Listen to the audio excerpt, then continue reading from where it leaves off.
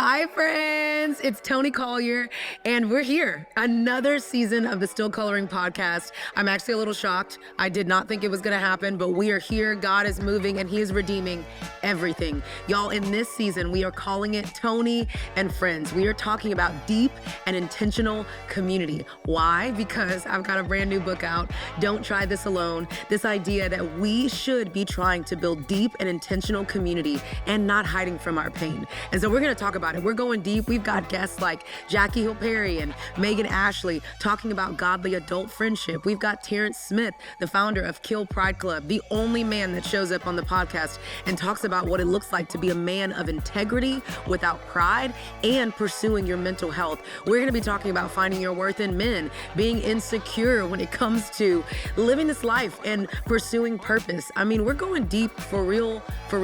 And a lot of this is deeply personal to me in the past 2 years that I have been braving my way through. So when I tell you, lean in. Subscribe to the podcast where all podcasts are available for you, and even check out my YouTube channel and subscribe to that so you can watch the podcast as well.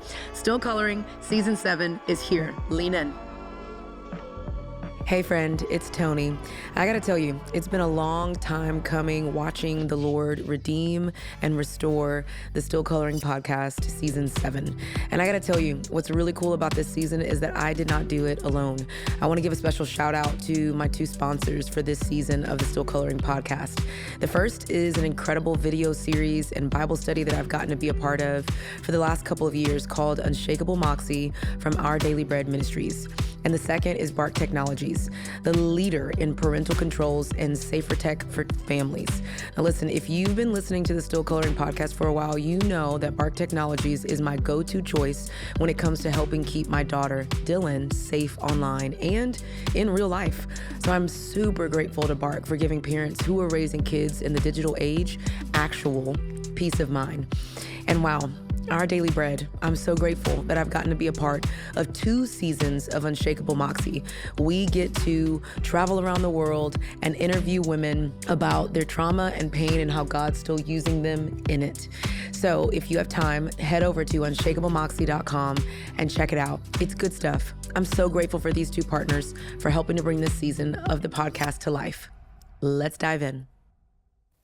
Well, hello, everybody. It's Toni Collier, and I am so excited because you are officially a part of Season 7 of the Still Coloring podcast. And we are kicking this podcast off a little different. For those of you that have been following me around, and as I've been bopping around like a little Teletubby, you know that Season 6, the last season of my podcast, was just me. I had no guest on it, and this one's going to be a little different, but we wanted to kick this season off in this way because when I asked you guys, like, did you enjoy Season 6? Did you like for it to just be me talking about my life and all of the pain and the trauma? Y'all were like, yes, we loved it. And so this season's kind of going to be like a hybrid of Season 6 and then Season 5, 4, 3, and 2, and 1. Because it's kicking off with just me. And then the rest of the episodes will be a whole bunch of my friends. And I just want to take a moment to kind of give a state of the union. A lot of you guys have been asking, like, how are you, Toni? Like, how's life? What's going on? We know that you're working a whole bunch, that's for sure. But how's your life been since D-Day? That's what we kind of call it. September 19th, 2023. For those of you that don't know anything about my story and you have just stumbled upon this YouTube page or you've stumbled upon the Still Coloring podcast, I wanted to at least tell you just a little bit of backstory on what has happened in my life and how I am braving my way through it with my children and my community. D-Day was September the 19th, 2023. I was in Nashville, Tennessee, filming with an incredible Christian network. And what was so sweet about the time that I got to film is that I had 2 of my closest friends at the time there with me. If you guys don't know this, but I have been in a confessional community for the past 4 years. And it is truly just as scary as it sounds. Okay. It is a confessional community. It's a group of 7 of us who have decided that every single month we're going to connect. We're going to be with each other for 3 hours. We're going to confess. We're going to hold each other accountable. We're going to sit in grief with each other. Like, it is just as deep as it sounds. And 2 of my friends, Jamie and Jessica, were actually in this hotel with me because they had been booked to film the same day, the same week, the same time that I was. So we filmed this great show. We went out to eat. The next day, I woke up, crust in my eyes. Hello, somebody. Um, and the only plan that I had for the day was to get up, eat breakfast, have counseling, and then go home to Atlanta from Nashville. At around 6 a.m., I get a text message from my ex-husband, my now ex-husband, that he needed to talk with me, that it was urgent, it was an emergency. And I was like, okay, like what's going on? I was a little nervous because my son was at home. We had a brand new nanny. Like I was like, whoa, what's going on? And he just said, let's FaceTime. I really need to FaceTime you. And he called me on FaceTime and he started off the conversation just saying, like, I messed up. And what's unfortunate about that phrase is that I've heard that phrase from him before. I messed up. I made a mistake. And I now know that what he was referring to was yet another moment of infidelity on his part. And the truth is, I had endured years of infidelity since the second year of our marriage. And honestly, I really thought that we healed. Um, it's so interesting that the very thing the Lord gives you that breaks your heart is also the very thing that sometimes could be like a shadow, right? Like it can be a gift with a shadow side. And I think the gift that the Lord has given me is that I really love redemption. I just like my organization is called Broken Crayon Still Color. This podcast is called the Still Coloring Podcast. Like we have the ability to get back up again, to be redeemed, to be restored, to forgive, to reconcile. And that's like my gift. Like that's what I want. And I think it's also a blind spot. There's a shadow side to it. I think sometimes I don't want to see when something is broken beyond repair. Even saying that makes me feel like, well, that's not true. Like God can do anything, right? Like God can redeem anything and God can change anybody. And so it pains me to even say that. And there are moments when God rescues us when we don't want it, but we need it. And in this particular situation, my marriage was broken beyond repair. And that's just hard, you know? As a person who was divorced before this marriage, you don't get married once, let alone a second time, with the idea that you would get divorced, that you wouldn't make it to see year 10, year 20, that you wouldn't be able to grow old in the house that you got together. And so when my ex-husband told me that he had made another mistake, I started to screen record. I don't even know if I had the thought process of like, let me protect myself. Let me make sure that I have this, for later. But there just was something that was like, you need to be recording this. And he went on to explain via FaceTime that he was being extorted. He had sent thousands and thousands of dollars to this person that he had been with. And they had a video. They were threatening him. They were threatening to come to our church that we had planted together. And I think the only thing that I remember saying to him at the very end was, thank you for telling me. I hope that you go process this in a safe space because I am. And I hope you get the help that you need. And I hung up, and the first two people that I reached out to were the ones that's down the hall in Nashville. I mean, we live in two different states. And so the fact that they were there in the midst of great tragedy really just tells me that, well, number one, there's no coincidence. We know that as believers, but it tells me that God has a plan for my pain.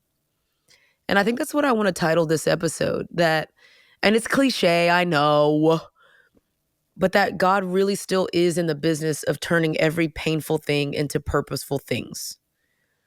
And I don't think anybody when they're in pain wants to hear that. Like, okay, great. I'm going to be able to share my pain someday and help other people. Like, awesome. But what do I do in the in between? And I think that's what I want to talk to you guys about is what do you do in the in between of this beautiful but very painful transition from pain to purpose? And I think the truth is we can't rush it. We can't say, oh, I went through that. Let me try to use it for God's glory. Let me try to gain something from it. I think we have to sit in it. It has to shape us. The pain has to change us. It has to draw us closer to God. We have to learn from it. And I just think no one wants to hear that, right? Like no one wants to hear that sometimes in order for us to get to the purposeful thing, we have to lean into the painful thing. The painful thing that we want to avoid. And there's no condemnation here because baby, when I tell you I have numbed, okay, as a little girl, I numbed with wine coolers with my mama, okay, them little daiquiris. I forgot what they were called, but they were strawberry. I know that much. And I definitely was drinking them at 14. Don't nobody report nobody. You know what I'm saying? I've numbed with boys, sex, drugs, partying. I've numbed with shopping. Some of y'all on here listening, you shopaholic, okay? I've definitely numbed with work. I love to work. And in the seasons that I decided to numb instead of surrender, instead of do the hard work of facing it, I essentially just put a whole bunch of Band-Aids over these very deep wounds. And how many of us know that when we have a small little bitty Band-Aid for a deep, big wound, it doesn't stay for long.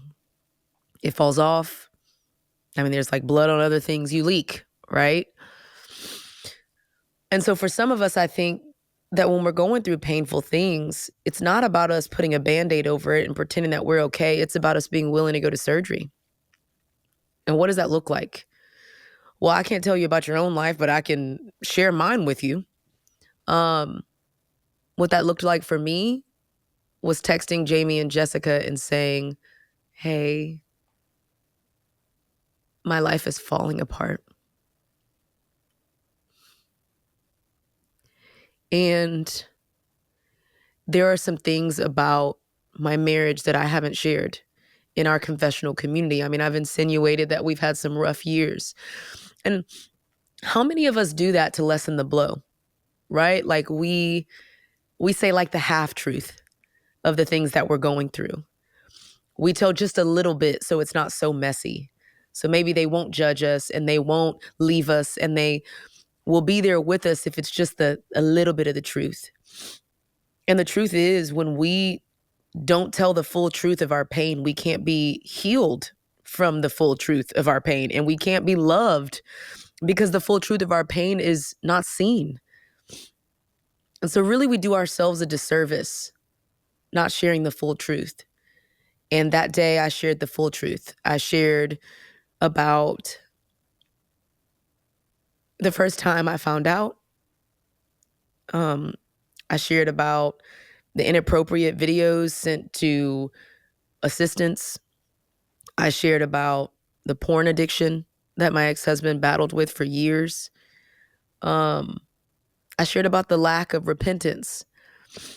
And I shared about his desire to want to control this narrative instead of just living in the truth and healing. I shared everything. And I'll never forget Jessica and Jamie's responses. They said we aren't leaving the room. We are with you. We are for you and not against you. And we're so honored that we get to be with you today and yesterday and in the days to come. And I just think it's so interesting that we're so afraid that people will leave us if they knew the truth about our pain. And maybe it's not at all that we're wrong. Maybe it's just that we've chosen the wrong people. We've chosen people that can't handle the truth of our stories. We've chosen people that are emotionally entitled or selfish. And I think in that moment, I realized that over these past couple of years, I had built a community of people that I could really rely on. And I got the opportunity to live on the offense and not the defense. And I received the fruit of living on the offense, of having people already in my corner, of having friends on the sidelines ready to get in the game when I needed them. Like, this is in my opinion, the reality of the ecclesia, the movement of God, the early Acts church, where everyone gave of everything they had and everyone had everything they needed because everyone gave. I experienced real friendship, real community, and have been experiencing it for the last 2 years. Ever wonder how parents are handling that new rite of passage, giving their child their first phone? The best option isn't your old hand-me-down, let me just say that. It's the Bark phone, which is built specifically for kids. So what does a phone designed with child safety in mind look like? Well, first and foremost, parents can control almost every feature of the Bark phone. Want it to call or text only? You can do that. Want to disable all apps at bedtime? Not a problem. You can also manage features like whether they can use the camera or download apps. The Bark phone also comes with Bark's secret sauce, their advanced content monitoring. It'll scan their text, emails, saved photos and videos, and apps for signs of concerning content. You'll get an alert if anything's off, so you can check in and make sure everything's okay. And listen, y'all, these alerts can flag bullying language in texts or explicit images they may be sent, all the things you as a parent definitely want to know about. Bark will also let you block websites and apps so you can help protect your child from dangerous and inappropriate things on the internet. It is all about enabling your child to learn how to use technology more safely and in gradual steps with your supervision. Bark does so much more too, y'all, including custom screen time schedules, location tracking when your child is away from home. It's the best, okay? And it's the best thing to happen to digital parenting because y'all know it's crazy out here. Now listen, if you're not in the market for a new kid's phone, but you're still interested in keeping your kids safer online, Bark also has an app that you can put on iPhones, Androids, Chromebooks, iPads, and even Kindles. To check out Bark and how it can help your family, I want you to visit info.bark.us/Toni. I'll say it again. Visit info.bark.us/Toni. Check it out, y'all, and lean in. After Jamie and Jessica consoled me, ordered pancakes for me, I needed to go home and get to my children, tell my nanny what was going on.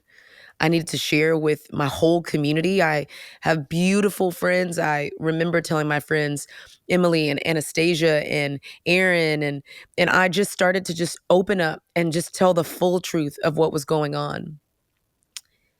I remember telling my parents, and they were crushed because they didn't know anything.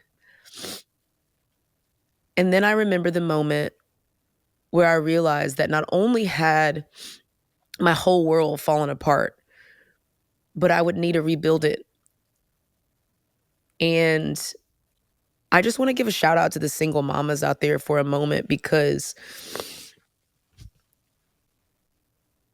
I think the hardest thing I've ever done is rebuild my whole life.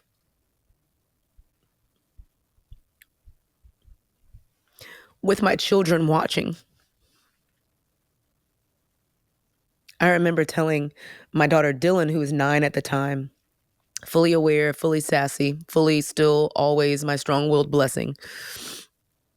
And we were sitting in our old house, staring out of the window. And I just told her as age appropriately as I could that I was leaving Mr. Sam, her stepdad, and that he'd been lying about some things. And if I stayed, I wouldn't be able to be healthy and show up as the mom that she needed. And my daughter leans over to me and puts her hand on my little shoulder, and she says, "It's okay, Mom. I'll be here for you." And the truth is, that's beautiful. Truly. And it's something my daughter should have never had to say, because this should have never happened. And that's the tricky thing about being a leader is, you get to the point where it's like, well, how much of my pain do I share? What do I say? How do I protect my children? How do I steward and honor what God has given me, trusted me with, you all listening, watching? How do I live in truth and also protect my kids and protect my ministry?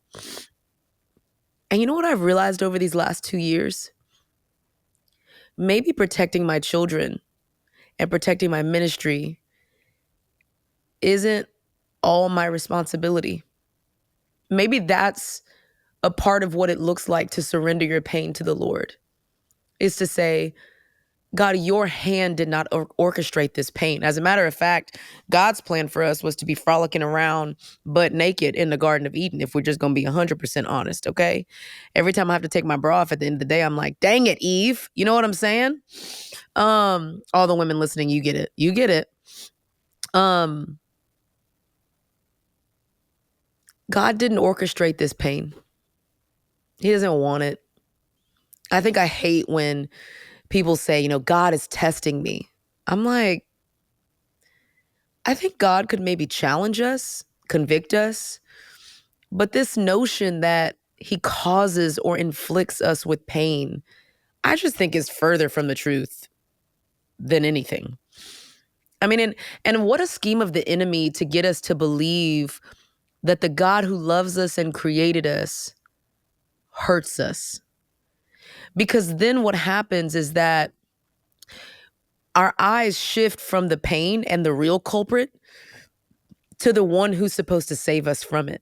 And we blame him and we're mad at him. I mean, how many times have you asked, like, oh God, why do bad things happen to good people? And I just keep remembering that his design was freedom. Always. It was always freedom. It was always deep connection with him. It was always, honestly, I mean, we like phrase it now, but it was always a soft life. It was the Genesis 1 picture, and sin interrupted that picture. And now what we get to do is stare the enemy in the eye with his little punk self. And we get to say, no, enemy, you can't make me blame my creator for the pain that the world caused, that sin caused, that my ex-husband caused, that my ex-wife caused, that my abuser caused. You do not get to have that. Because then, and only then, will we surrender to a God that we actually believe is good. And then, and only then, does he have a chance to hold our pain with us and slowly but surely heal us into purpose. I think if you're out there listening and you're wondering, what's God going to do with this pain? Is it ever going to bless anyone? Is it ever going to amount to anything? Am I just always going to be in pain? I think the best thing that I can do is to tell you no, because I've witnessed what it looks like to endure pain, public shame, embarrassment, deep betrayal. I've lost so much. And I've seen the goodness of God in the land of the living. And he redeems. And I think that it's hard for people like me who's like, yeah, but when though? When will this pain, this depression, this anxiety, this single season that has lasted for more than a freaking season, okay? When will it turn to purpose? I don't know if I have a timetable for that, because I don't know if I serve a God who is little enough to work on our time. No, I serve a God who I trust is working things out in his timing, in his way. And I don't really know how I got there, honestly. I think that I just endured so much pain that I got to a point where I had no choice but to surrender to God and to his people. And this is one of the things that I write about in this new book, Don't Try This Alone. It's always going to be God and his people, Jesus and the people that are Jesus's hands and feet. That's what's going to get us through in the waiting until we get to real purpose. My challenge to you is to wait well, to wait with intention, to wait with other people, holding your arms up, encouraging you along the way, because you will get weary. It's gonna get weird. It's going to be hard. Our job is to surrender our pain and wait well with God and with his people until the purpose comes. And sometimes the purpose doesn't always come in the ways that we see. Wow, I have really gotten to be a part of some incredible organizations and worked on some really, really fun projects. And the one that I'm getting ready to tell y'all about has been my all-time favorite. It's Unshakable Moxie. It's a tell it like it is, real, raw, vulnerable Bible study from Our Daily Bread Ministries for women who want their lives to be a love letter praising God's faithfulness, even when it sucks. When life's answers don't come easy, this 6-part study that I've gotten to be a part of explores topics everyone is afraid to discuss out loud and digs in to see what Scripture has to say about them. Right now, all of my listeners and watchers can get a copy of Unshakable Moxie and a second copy for free to share with a friend, because y'all know we want to make sure that you're not doing life alone. So here's what I want you to do. I want you to go to go.odb.org/Toni-Moxie. I know that was a lot. I'm going to say it again. Type in go.odb.org/Toni, Toni-Moxie, Moxie. Check it out. It's so good. For me, I thought that my pain would help people in the way that it's helping people in the podcast, writing about it in a book. But can I tell you what the most fulfilling part of all this was? One of the things that was hard as I transitioned from my marriage was that it became apparent to me that I needed to leave our house and get me and the kids and my nanny Anna a new house. And that was terrible. I remember telling my mentor, Joe Saxton, my big sister, she wants me to call her a big sister. I love you, Joe. That I didn't want to leave my house. I mean, I painted a wall in my son's room. I mean, I didn't paint it. My friend Ashley painted it because community, you know what I'm saying? But I believed that this was the house that we would grow older in. I didn't want to leave it. I didn't want to relocate my kids. I didn't think it was fair to them. And my ex-husband kept coming in and out of the house. And it got to a point where it made me sick just to walk into that house. I looked around at my life and my marriage, and it just was a lie. It was a lie. There was no covenant. It had been broken again and again and again. It was no longer a marriage. I did not honestly leave a healthy marriage that was promised and surrendered to the Lord. I left a person who was sick and who needs help. But I didn't want to leave my house. And I remember Joe saying that it was okay to start again, that it would actually be good for me and the kids to have a fresh start with a clean house without so many traumatic memories. And we're living in this new house that's furnished by my friends, which is still crazy. But that's what happens when you lean into community, when you don't try to do this life alone. And I remember about 6 months ago, me and my daughter were driving into our neighborhood. The same daughter that patted me on my shoulder, told me that it was going to be okay and that she was going to be there for me. The same daughter that was bullied for her mother being divorced at school. The same daughter that struggled with her mental and emotional health because of all the change. I watched my baby grieve. And it wasn't her fault. And then one day, 6 months ago, we were driving into our new neighborhood. And my daughter, Dylan, leans over to me and she says, "Mom, this is going to sound so weird," which I'm always so scared when she starts something off like that. She said, "I know we've been through a lot over the last year and a half, And this is going to sound weird, okay? And I was like, okay. She said, but I kind of feel like our life is better. And she like whispered it, even though it was only her and I in the car. And I think that's the purpose. That was the real prize. My daughter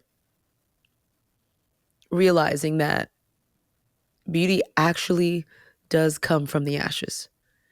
Purpose actually does come from the pain. And maybe it's not for you. Maybe it's for your kids, for the people around you. Maybe it doesn't feel fulfilling. I know I'm not there yet. I'm still like, dang. I feel like, you know, I'm the punching bag.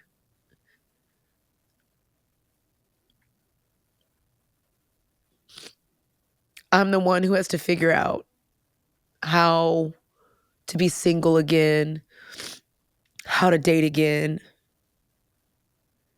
what to wear that I actually like,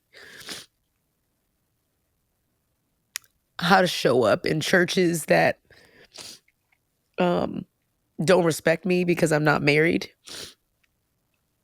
Have felt like, man, like I'm the one that's bearing the cross here. And then there's moments where my daughter recognizes that while our life is so hard,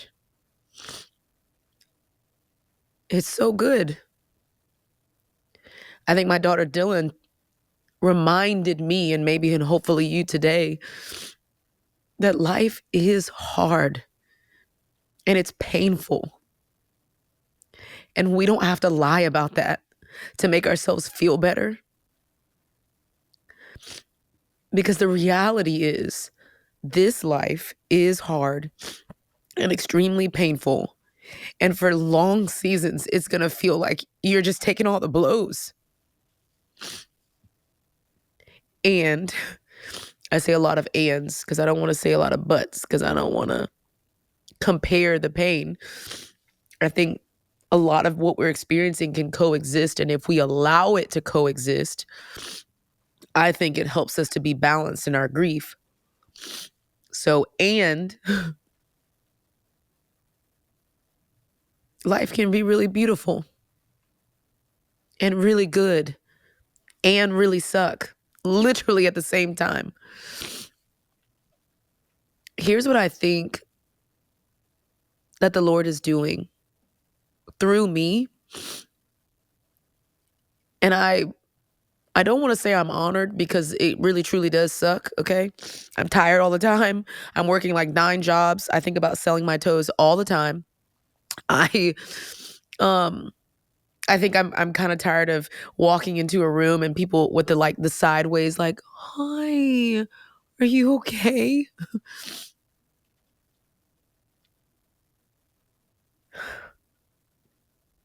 I have begged God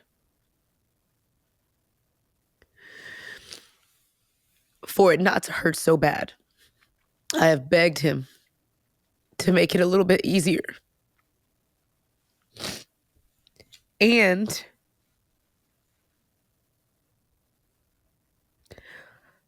I want his will to be done in my life. And so if I got to write a book in the middle of my healing journey, if I have to single-handedly take care of 2 kids and a nanny, if I have to use vacation time, I'm at the beach right now, but I'm doing this because I have to. If I have to use vacation time to work, if I have to be church homeless because the church that I helped to build is nowhere to be found, if I have to stop drinking because the pain is so heavy, I don't have a lot of self-control, and so I'm numbing with alcohol, if I have to stop,